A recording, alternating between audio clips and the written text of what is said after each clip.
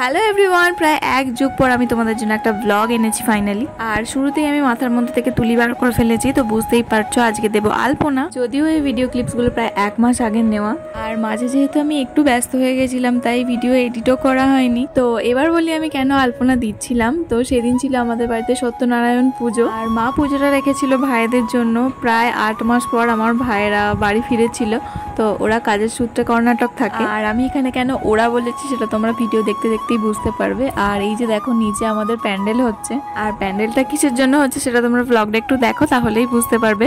আর এখানে আমি আমার ভাইদের আসার একটুখানি ক্লিপ অ্যাড করেছি। আসলে অনেকগুলো দিন পরে দেখা, তো তাই আমি বেশ কিছু ভিডিও নিয়ে রেখেছিলাম। এবার বলি আমার ভাইরা হলো যমজ, দুজনে মাঝখানে একটা দিন গ্যাপ রেখে আগে পরে করে এসেছিল।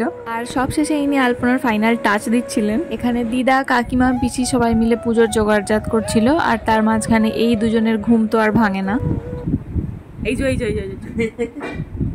এরপর ওই 10টার দিক করে পুজো শুরু হয়ে গেছিল, আর আমরা সবাই মিলে বসেছিলাম এখানে পুষ্পাঞ্জলি দেব বলে।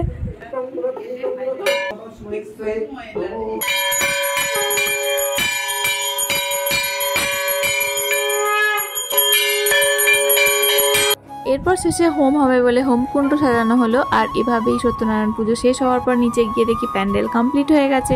তো তোমরা নিশ্চয়ই দেখে বুঝতে পারছো অনেকেই যে এটা কিসের প্যান্ডেল। হ্যাঁ, ঠিকই ধরেছো, এটা ছিল হরিবাসর, কারণ সেদিন ছিল আমাদের বাড়িতে হরিনাম সংকীর্তন। আর কাকিমা এখানে তুলসী রানীকে সাজিয়ে দিচ্ছিল। একটু তাকাও কাকু। আর এখানে ইনি বৃন্দাবন বিলাসিনী গানে নাচতে আরম্ভ করে দিয়েছেন। এই যে আমাদের বাড়ির বড় ভক্ত, ও ঠাকুরকে ফুল দিতে আর ধূপ দেখাতে কি যে ভালোবাসে। এরপর একটু গেছিলাম রান্নার জায়গায়, গিয়ে দেখি লুচির জন্য ময়দা মাখা হচ্ছে, আর আলুর দমের জন্য এই যে আলু ভেজে রেখেছে, আর এই যে দেখো মশলাটা এখানে কষানো হচ্ছে। এরপর সন্ধ্যাবেলা শুরু হয়ে গেছিল হরিনাম, আর পাড়ার প্রায় অনেকেই দেখতে এসেছিলেন। ভাই তোর চোখে কোনো জল আসছে নাকি? এরপর আস্তে আস্তে অনেকেই এসে হরিনামের আসর একদম জমিয়ে দিয়েছিল।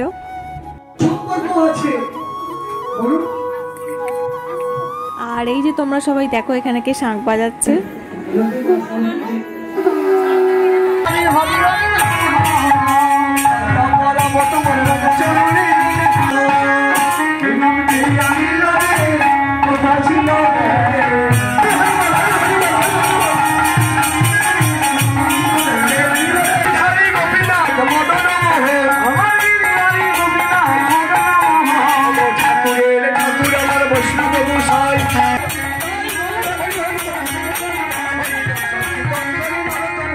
আর এভাবেই আমরা সবাই মিলে হরিনাম গেয়েছি, নামে নেচেছি, আর শেষে গড়াগড়িও দিয়েছি।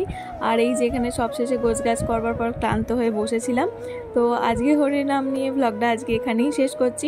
কেমন লাগলো অবশ্যই আমাকে কমেন্টে জানিয়ে। সব শেষে বলি হরে কৃষ্ণ।